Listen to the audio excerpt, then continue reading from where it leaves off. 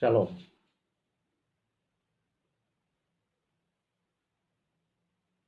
Kembali lagi kita bersama-sama untuk merenungkan firman Tuhan.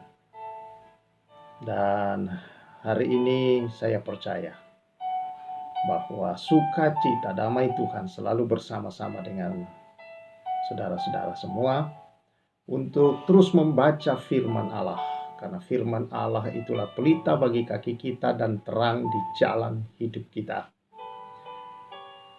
Ternyata banyak orang saudara-saudara yang tidak jelas arah dan tujuan hidupnya. Tidak mengerti tujuan hidup dia berada di bumi ini. Dan itu karena persoalannya manusia telah jatuh dalam dosa. Satu-satunya jalan saudara-saudara untuk manusia menemukan sebenarnya tujuan hidup yang sesungguhnya adalah dia harus memulai dari Allah. Mengalami perjumpaan dengan Allah dan mengenal Allah. Maka Allah lah yang mencipta dia, yang akan menunjukkan tujuan-tujuan hidup yang Allah tetapkan dalam kehidupan yang akan dia jalani. Maka di sana sudah tersedia damai, sukacita, kebahagiaan, kepuasan. Tidak perlu dicari ketika kita berada dalam tujuan Allah. Maka semua itu sudah tersedia di dalamnya. Nah, karena itu saudara baca firman Tuhan terus. Karena firman Tuhan itulah yang menerangi jalan hidup kita agar kita tidak tersandung, tidak terantuk, tidak takut, tidak khawatir, tetapi penuh damai, sukacita, dan kebahagiaan, kepuasan hidup saudara-saudara karena kita berjalan dalam jalan yang seharusnya kita jalani. Nah, karena itulah kita merenungkan firman Tuhan dari kitab Kejadian sampai Wahyu bersama-sama saudara-saudara. Dan jangan lupa untuk membaca setiap pasal-pasal yang akan kita renungkan.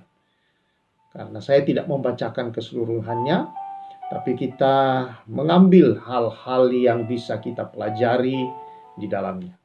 Saya tahu firman Allah begitu kaya.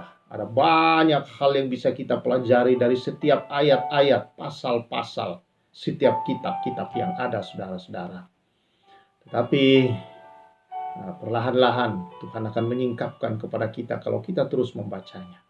Ya, Tuhan memberkati kita semua. Kita siapkan hati kita terbuka senantiasa kepada firman Allah.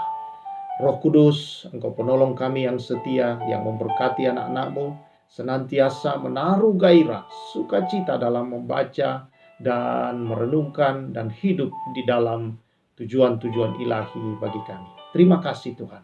Demi nama Yesus. Amin. Kita sudah berada saudara-saudara pada kitab Hakim-Hakim pasal yang ke-13. Nah, saya akan bacakan beberapa ayat dari Hakim-Hakim tentang lahirnya Simson. Orang Israel melakukan pula apa yang jahat di mata Tuhan. Sebab itu Tuhan menyerahkan mereka ke dalam tangan orang Filistin 40 tahun lamanya. Pada waktu itu ada seorang dari Zora, dari keturunan orang Dan, namanya Manoah, istrinya mandul tidak beranak. Dan malaikat Tuhan menampakkan diri kepada perempuan itu dan berfirman kepadanya demikian. Memang engkau mandul, tidak beranak, tetapi engkau akan mengandung dan melahirkan seorang anak laki-laki. Oleh sebab itu, peliharalah dirimu. Jangan minum anggur atau minuman yang memabukkan, dan jangan makan sesuatu yang haram. Sebab engkau akan mengandung dan melahirkan seorang anak laki-laki. Kepalanya takkan kena pisau cukur, sebab sejak dari kandungan ibunya, anak itu akan menjadi seorang nazir Allah. Dan dengan dia akan mulai penyelamatan orang Israel dari tangan orang Filistin. Saudara, sekian kali sejak Tuhan membawa bangsa Israel dari tanah perbudakan memasuki tanah perjanjian, berkali-kali mereka, ya istilahnya saudara, berkhianatlah kepada Tuhan. Dengan cara apa saudara? Mereka selalu meninggalkan Tuhan. Ketika tidak ada pemimpin di tengah mereka, mereka mencari pemimpin yang lain, yaitu berhala-berhala yang sebenarnya bukanlah pemimpin, karena tidak bisa bergerak, punya mata tidak bisa melihat, punya mulut tidak bisa bicara, punya hidung tidak bisa bernapas, punya telinga tidak bisa mendengar, punya tangan tidak bisa bergerak, kelihatan wujud tubuh patungnya, saudara, berhala-berhala itu, dan tidak bisa berbuat, tidak ada kehidupan di dalamnya. Tetapi itulah yang mereka lebih percayai daripada Allah yang jelas-jelas telah membawa mereka dari tanah perbudakan, saudara. Itu jelas perjalanan itu.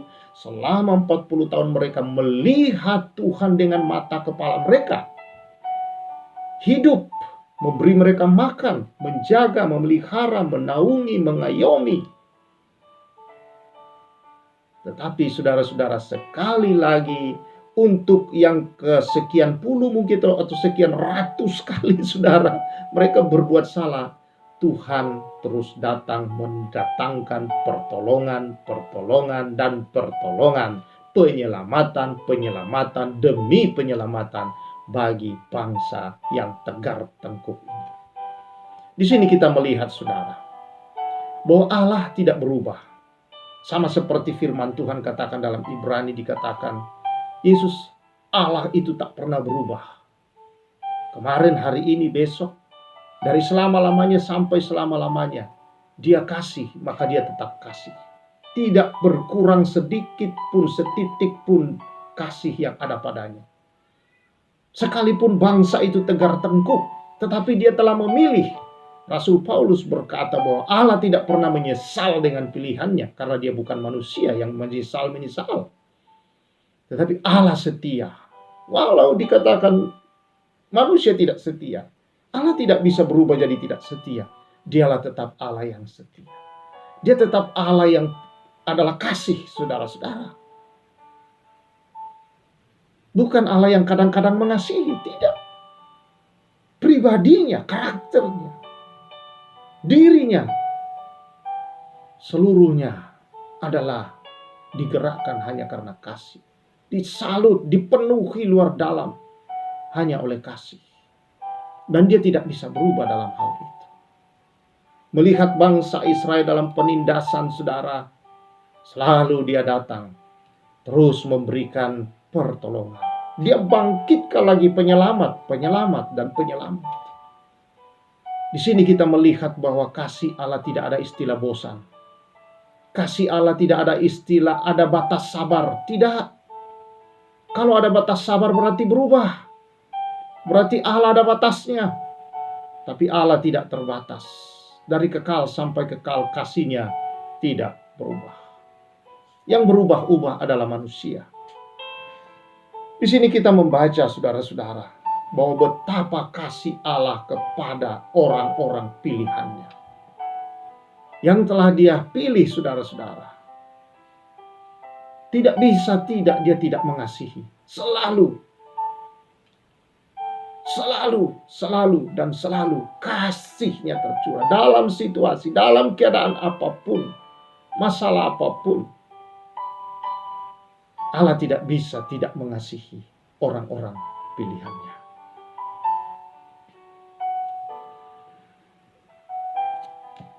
Mandul, saudara-saudara, hanyalah salah satu persoalan di dalam kehidupan rumah tangga. Tetapi itu adalah persoalan yang tidak kecil pada masa itu, saudara-saudara. Mengapa? Karena mandul pada masa itu dianggap sebagai satu kutukan ilahi. Dan menjadi satu kehinaan di dalam sebuah rumah tangga kalau dia mandul. Mereka sangat merasa rendah diri, terhina. Karena mereka merasa tahu dalam hukum-hukum mereka yang ada bahwa mereka dikutuk oleh Allah. Tapi Allah, saudara-saudara, selalu penuh kasih. Allah bukan Allah yang mengutuk. Allah bukanlah Allah yang selalu, saudara-saudara, yang melakukan hal-hal yang tidak baik. Sebenarnya dosalah yang telah merusak semua hal-hal yang baik yang Allah karuniakan dalam diri manusia. Dan Allah adalah Allah yang memberi, saudara-saudara. Dalam situasi itu Allah datang dan memberi kepada Manoah dan istrinya. Tuhan berkata kepadanya supaya dia tidak menajiskan diri dengan meminum minuman yang memabukkan seperti anggur, makan makanan yang haram yang dilarang. Karena dia akan mengandung seorang anak laki-laki, dan anak ini yang akan dipakai oleh Tuhan untuk membebaskan bangsa Israel, saudara-saudara, daripada penindasan bangsa Filistin. Tuhan berkata supaya dia menjaga, mamanya menjaga dirinya, dan juga dia menyampaikan bahwa karena anak ini adalah nasir Allah, atau menjadi seorang yang dipilih Allah untuk menyelamatkan umat Israel, maka dia harus kudus. Mulai dari ujung rambutnya yang tidak boleh terkena pisau, sampai keseluruhan di dalam dirinya. Itu berbicara makanan, minuman itu kan mengalir di dalam seluruh tubuh. Dia harus kudus. Dia harus suci dari itu semua. Dan setelah dia lahir pun, dia harus menjaga dirinya. Dia tidak melanggar aturan-aturan itu. Saudara-saudara yang saya kasihi di dalam Tuhan Yesus Kristus. Apa yang bisa kita pelajari dari kisah ini, saudara? Kita bisa melihat bahwa kita adalah orang-orang pilihan Allah, yang telah Allah pilih di dalam kasih karunia-Nya yang besar. Dipilih untuk masuk dalam tujuan-tujuan Allah. Bukan untuk tujuan kita lagi, saudara-saudara. Karena itu kalau di dalam Kolose, ya, kita membaca di dalam Kolose 1 ayat yang ke-16, dia berkata, karena di dalam Dialah telah diciptakan segala sesuatu yang ada di sorga dan yang ada di bumi, yang kelihatan dan yang tak kelihatan, baik singgasana maupun kerajaan, baik pemerintah maupun penguasa, segala sesuatu diciptakan oleh Dia dan untuk Dia. Saudara-saudara, di sini kita membaca dan melihat bahwa kita ada dengan tujuan, saudara, adalah untuk Dia.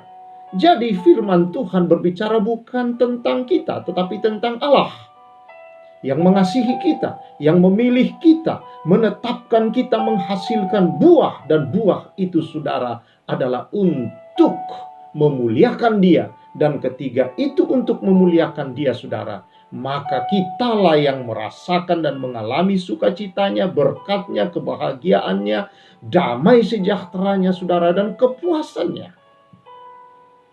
Inilah Allah yang kita miliki.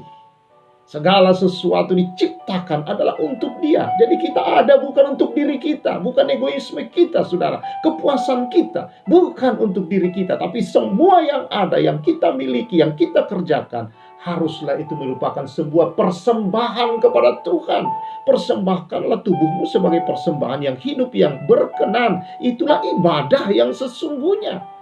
Semua yang kau kerjakan, kalau engkau tahu bahwa engkau melakukannya untuk kemuliaan Tuhan, berarti engkau mengerjakan semuanya itu dengan nilai-nilai kebenaran Tuhan, maka engkau sedang mempersembahkan hidupmu, engkau sedang beribadah kepada Tuhan, saudara-saudara.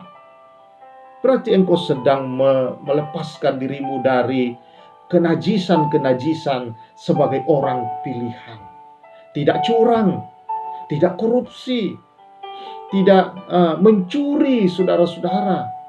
Tetapi kita dalam nilai-nilai Tuhan yang kita terapkan dengan mengerjakannya di dalam kasih, bahwa seolah kita membuat itu semua adalah untuk Tuhan. Menyenangkan Tuhan, kata orang. Tetapi sebenarnya yang disenangkan siapa? Kita. Karena ketika kita melakukannya untuk Tuhan, Tuhan mengembalikan semua kepada kita, saudara-saudara. Kita yang dibuatnya bahagia, kita yang dibuatnya puas, kita yang dibuatnya, saudara, sukacita. Karena apa? Karena tidak ada dosa menghimpit kita. Tapi kalau engkau curang, engkau mencuri, engkau korupsi, engkau berbohong, engkau menipu, saudara-saudara, engkau egois, engkau sombong, bukankah itu sebuah tekanan ke dalam kehidupanmu? Tuduhan-tuduhan yang membuat damai sejahtera tidak ada, membuat engkau saudara menjadi orang yang hidup dengan banyak topeng, saudara-saudara, membuat engkau menjadi orang yang tidak memiliki sukacita yang sejati, tidak ada kepuasan, selalu ingin mencari lagi bagaimana merampas ini, bagaimana mengambil ini, semua untukku. Dan kemudian saudara, untukmu adalah kehancuran kalau seperti itu. Orang yang selalu berkata untukku dan untukku, tidak pernah puas, tidak pernah bahagia, tidak pernah sukacita, tidak pernah dalam hidupnya mengalami saudara-saudara damai sejahtera yang sejati. Tetapi yang ada adalah tekanan, tuduhan, dakwaan-dakwaan. Karena itu saudara-saudara, sebagai orang-orang pilihan Allah, nazir-nazir Allah, yang telah diselamatkan dari dosa, jangan biarkan diri kita dikuasainya lagi. Kita sudah merdeka dari hukum dosa dan hukum maut itu. Roma 8 ayat 1-2. Bahwa kita telah dimerdekakan oleh Roh itu, kita merdeka dari hukum dosa dan hukum maut. Kita tidak berada lagi dalam kuasa dosa, bukan lagi hamba dosa, kita adalah hamba-hamba Tuhan. Kita anaknya, kita memiliki DNA-nya, kita memiliki hidupnya Allah di dalam kita. Hidup yang berkuasa, jauh lebih berkuasa daripada kuasa dosa. Hidup itulah yang Yesus miliki, yang telah membuat dia sanggup mengalahkan dosa, menguburkannya untuk selama-lamanya. Dan membuat dia bangkit dalam satu kuasa kehidupan yang jauh lebih hebat daripada hidup dalam dosa. Dan hidup itu diberikan kepada kita. Kemenangan itu diberikan kepada kita, saudara. Itu sebabnya kita disebut lebih dari pemenang. Kita bukan budak dosa lagi. Kita bukan saudara akan hamba dosa lagi. Kita adalah hamba-hamba Tuhan. Kita adalah milik Tuhan. Sudah ditebus dari situ, sudah dibeli. Kita tidak berutang lagi kepada dosa. Kepada Allah akan dosa-dosa itu, saudara. Kita sudah ditebus, sudah dibayar lunas. Kita bukan lagi milik dosa, kita bukan lagi kepunyaan dosa, bukan lagi diperhamba olehnya. Tidak. Justru kita sekarang oleh darah dan kehidupan Kristus dalam kita berkuasa atas dia. Kalau dia coba-coba datang dan menggoda hidup saudara, engkau berkuasa untuk berkata, no. Bukankah ini satu hidup yang luar biasa, saudara-saudara? Karena itu jangan dimabukkan oleh hal-hal dunia ini. Saya mau katakan saudara-saudara bahwa sukses dalam hidup ini, saudara, tidak sama dengan kita hidup dalam tujuan-tujuan Tuhan. Karena kebanyakan sukses yang dicapai orang adalah untuk kepuasan pribadi. Untuk masalah semua aku. Berbeda kalau di dalam Tuhan. Kalau engkau tahu tujuan Allah menempatkan engkau di bumi ini, adalah untuk tujuan Dia membawa segala kemuliaannya kepada dunia ini, maka sukses yang sejati ada pada saudara. Karena itu saudara-saudara yang saya kasihi, jangan sia-siakan akan kasih karunia yang telah diberikan Allah dengan memilih hidupmu menjadi pengikutnya, menjadi percaya Yesus itu Tuhan dan Juru Selamat. Jangan sia-siakan hidupmu dengan dosa, dengan segala jenis-jenisnya, saudara-saudara. Tetapi biarlah hidupmu adalah sebuah ibadah, persembahan yang hidup, yang berkenan, yang kudus, saudara-saudara. Dalam pekerjaan, dalam rumah tangga, dalam pergaulanmu, anak-anak muda, biarlah semua nilai-nilai kebenaran itu ada. Maka engkau akan mengalami kebahagiaan yang sesungguhnya, damai sejahtera, sukacita, yang tidak bisa diberikan oleh dunia ini. Itu hanya ada di dalam Yesus Kristus Tuhan. Yang bukan kita usahakan, tetapi diberikan lalu kita hidup di dalamnya. Haleluya. Ini satu anugerah yang luar biasa. Sekali lagi, jangan sia-siakan dan jangan saudara-saudara salah gunakan kemerdekaan yang telah engkau miliki dalam Yesus. Nikmati itu bersama hubunganmu dengan Tuhan. Muliakan Dia dengan sukacita, dengan syukur senantiasa di hadapannya, saudara-saudara. Maka berkat-berkatnya dikatakan oleh Mazmur 23, kebajikan dan kemurahan belaka mengikuti Engkau seumur hidupmu. Puji Tuhan, saudara-saudara. Kiranya kebenaran ini mengantar kita, saudara, untuk memasuki hari-hari kita ke depan. Tidak lagi selalu egois untukku. Tetapi kita tahu, kalau kita ingin mengalami sukacita, bahagia, kepuasan yang sejati, damai yang sejati, saudara, berkat-berkat yang sejati dalam hidup ini, maka biarlah hidup kita berkata, biarlah hidupku ya Tuhan adalah sebuah ibadah persembahan yang sejati. Karena hidup yang kumiliki sekarang adalah hidup yang Engkau berikan dalam segala kelimpahannya. Melimpah dalam karakter ilahinya, melimpah di dalam segala kebaikannya, kemurahan hatinya, ketulusannya, karena rohnya dalam kita. Dan melimpah di dalam segala, saudara, kejujurannya, dan melimpah di dalam segala kebenarannya. Ada dilimpahkan dalam hidup kita. Puji Tuhan. Kiranya kebenaran itu terus bekerja dalam hidup saudara dan membawa saudara melihat bahwa benar kita ada di sini mengerjakan tujuannya. Segala sesuatu diciptakan adalah oleh Dia yang pencipta, tetapi juga adalah untuk kemuliaan Dia.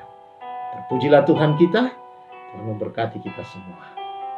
Terima kasih Tuhan, kiranya hidup anak-anak-Mu adalah hidup yang merupakan sebuah ibadah, persembahan yang kudus, yang berkenan di hadapan-Mu. Demi nama Yesus. Amin. Puji Tuhan, Tuhan memberkati kita semua dan senantiasa berjalan dalam segenap kebenarannya, karena saudara adalah orang pilihan Allah.